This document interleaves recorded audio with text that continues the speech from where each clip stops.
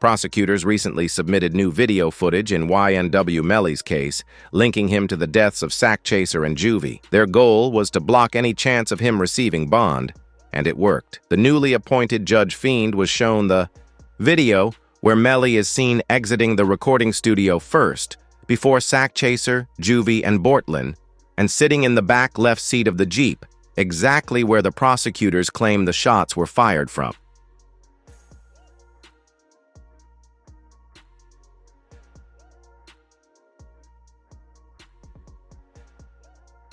Excuse me, you able to see? Yes? All right.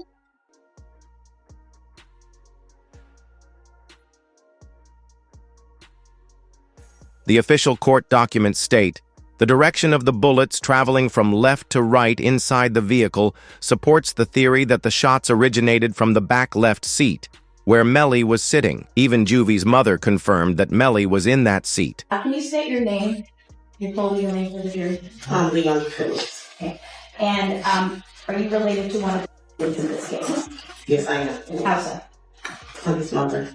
And who is that? Christopher Thomas. Ms. Phillips, did you see who entered into the occupants who entered into that gray Jeep? Yes. Do you recognize where your son entered that gray Jeep? Yes. Which seat, if you can identify for the jury? He got in the back seat on the right hand side.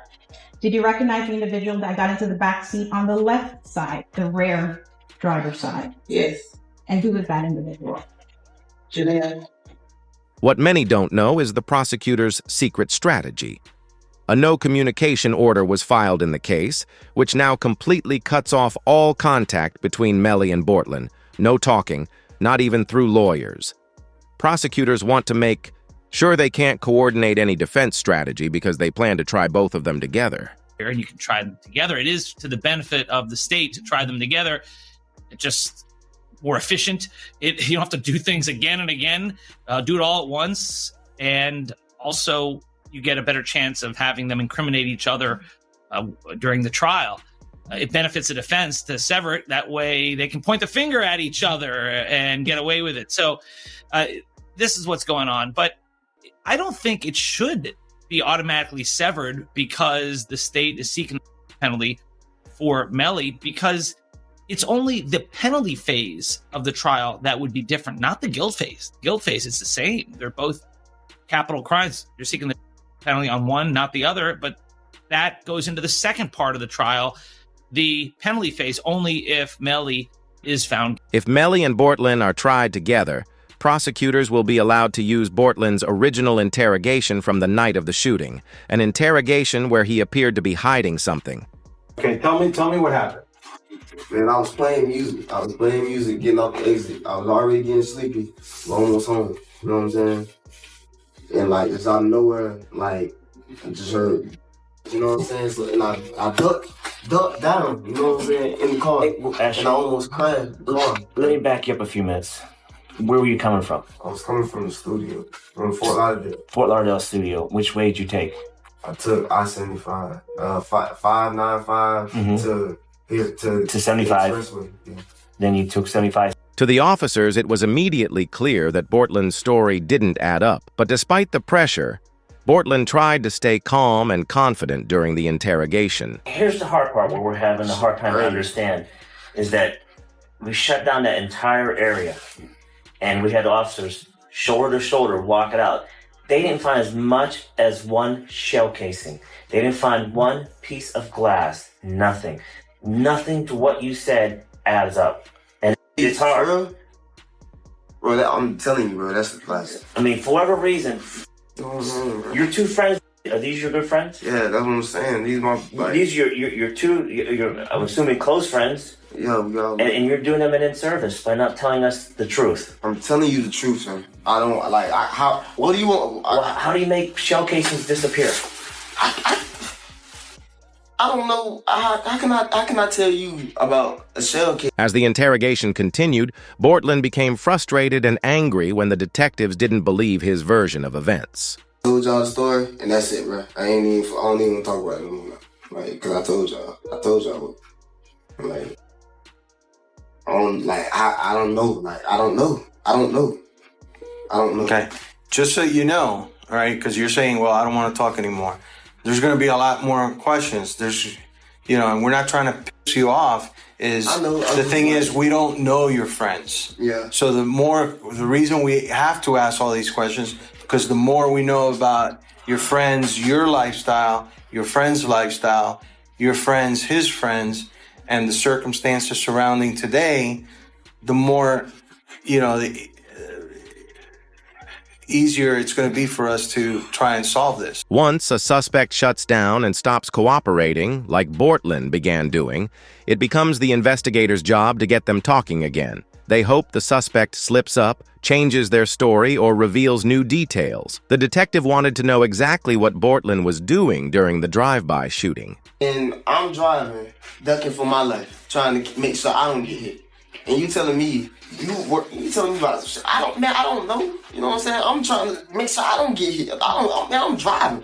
I'm trying to make sure I don't get hit. You know what I'm saying? What I'm gonna be worried about? You know what I'm saying? I know it's not for you to worry about. Shit crazy, bro. But if you tell me it happened there's got to be some evidence there. There's going to be broken glass, just like there's broken glass over here when you guys open the doors and stuff like that. Okay, there's going to be broken glass over there when the windows got shut out. There's going to be casings from the people at your car. Okay, there's going to be evidence over there. Okay, right now there's nothing. I kind of think I know what happened because I got information. In a bold move, the investigator asked Bortlen, "If you knew who did this, would you tell me?"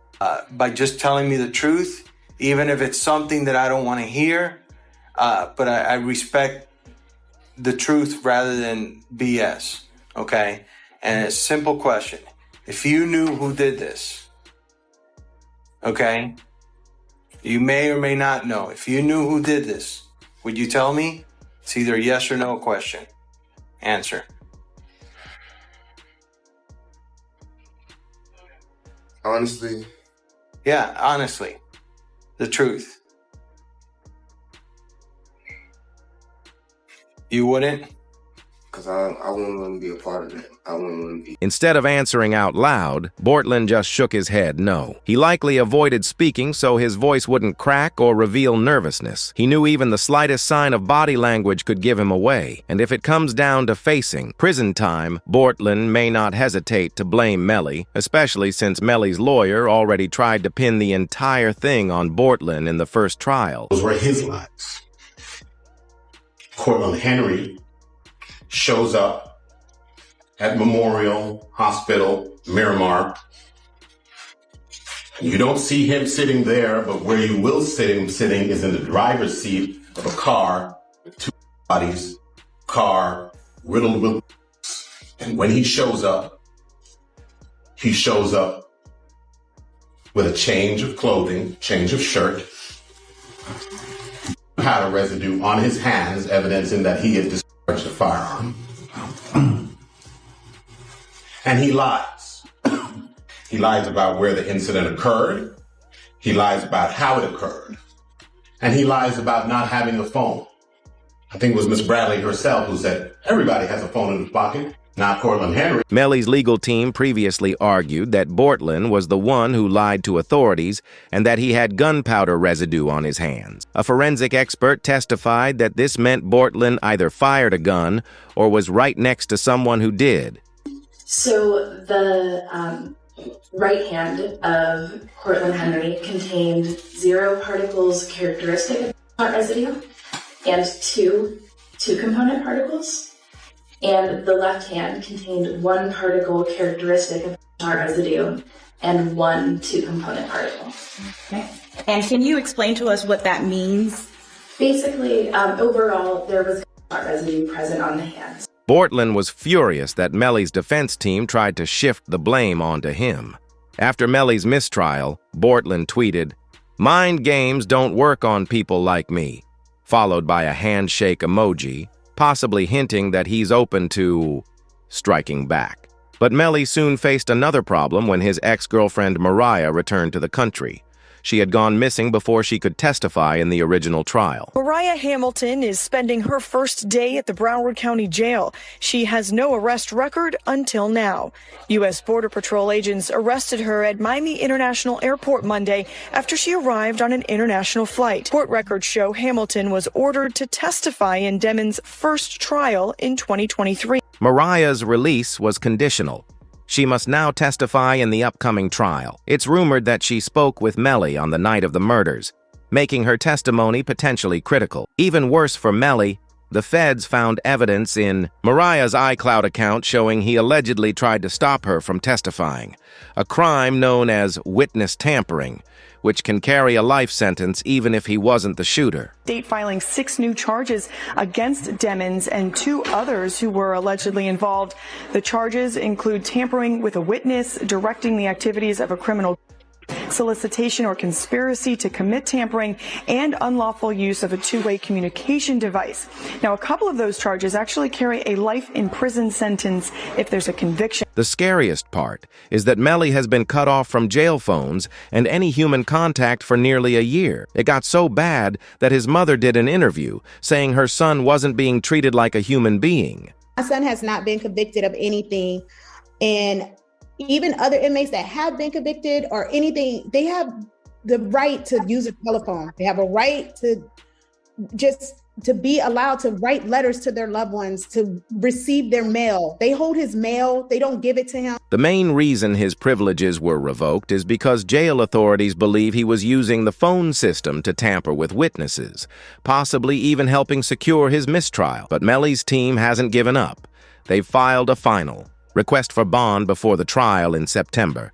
The proposal states that Melly's record label, 300 Entertainment, will pay the bond. He would be placed on house arrest, wear an ankle monitor, and have 24/7 private security. The offer was so convincing, a rapper tweeted, "That boy Melly coming home, I feel it," which Melly's mom proudly shared on IG Live. Just still praying. I know I said I would I'll keep everybody updated with what's happening. I know right now we're waiting. So basically the judge is going to do, I guess, a written order. So we're just waiting, and that order can come any minute, or it could come tomorrow. I don't know. So we're just waiting. We're just waiting. So everybody just keep praying, keep having faith. Oh, Tessa, stop. I've been crying too. It's been a long time coming, you know. Supporters are rallying around Melly, saying he's being treated inhumanely in jail, which is a violation of his rights. You saw Melly's statement just saying how he's been hurt, how he's scared for his life. As a mother, how did that make you feel? It's heartbreaking. It made me feel completely helpless. Broward Sheriff's Office definitely needs to be investigated. I mean, they are making up their own rules. We've tried to go to court about this situation. The judge really doesn't have any jurisdiction when it comes to the jail, because we actually had a hearing about the mistreatment of him, and the jail they make their own rules. And I don't think that's fair, because I know that they need to answer to someone. Prosecutors also reintroduced evidence from the original trial, including GPS data showing Melly sprinting down the street and hiding in a bush around the time of the shooting. The part where he's saying that someone just shot the car up and was trying to shoot him. So I asked him if he was okay, where he was, and he's like, there's a car coming behind him, like hiding. He was like, there's some, yeah. He's like, yeah, there's some. I think they're still out here or something. So I'm like, are you okay? He's like, I'm okay. I said, well, where are Sak and Juvy? And he said, I don't know if they're in the car. I think they're... Melly's defense pointed out that no firearm was ever recovered, making it more likely the incident could have been a drive-by shooting, an angle that might weaken the prosecution's case.